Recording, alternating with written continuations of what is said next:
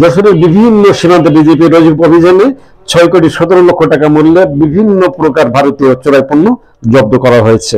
এসব বিষয়টি নিশ্চিত করেছেন যশোর 49 বিজিবি ব্যাটালিয়নের অধিনায়ক lieutenant colonel Saifullah Siddiqui.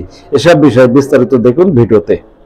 Jessore battalion 49 বিজিবির সদস্যরা বেনাপোল বিভিন্ন সীমান্তে অভিযান চালিয়ে গত 32 দিনের ব্যবধানে 6,17,00,000 টাকা মূল্যের বিভিন্ন ধরনের পণ্য আটক করেছে।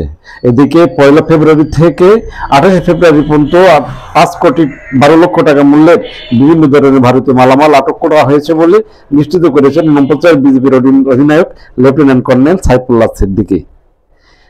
এসপিপি পিএসসি বিজিবি অধিনায়ক জানান, গত 1 ফেব্রুয়ারি হতে 28 ফেব্রুয়ারি পর্যন্ত 2025 সালের মধ্যেই বেনাপোল আইসিপি, আমরাখালী চেকপোস্ট এবং আমদলিয়া সীমান্ত এলাকায় বিশেষ চোরাচালান বিরোধী অভিযান পরিচালনা করা হয়।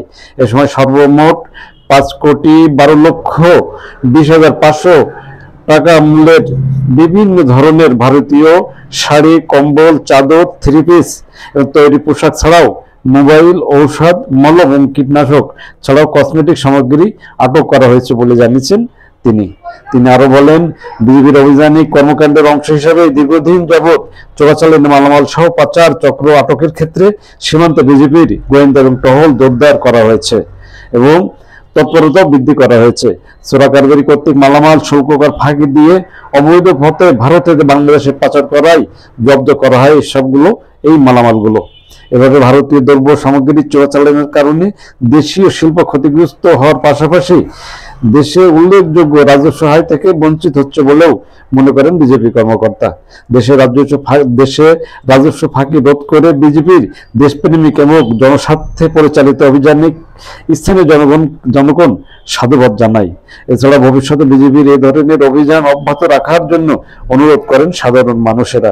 বিজেপিও মাদক, অস্ত্র, বিস্ফোরক সহ বিভিন্ন চোরাচালান, নারী শিশু পাচার সহ বিভিন্ন চোরাচালান প্রতিরোধে সীমান্তে সজাগ এবং সতর্ক রয়েছে। টহল বৃদ্ধি করা হয়েছে।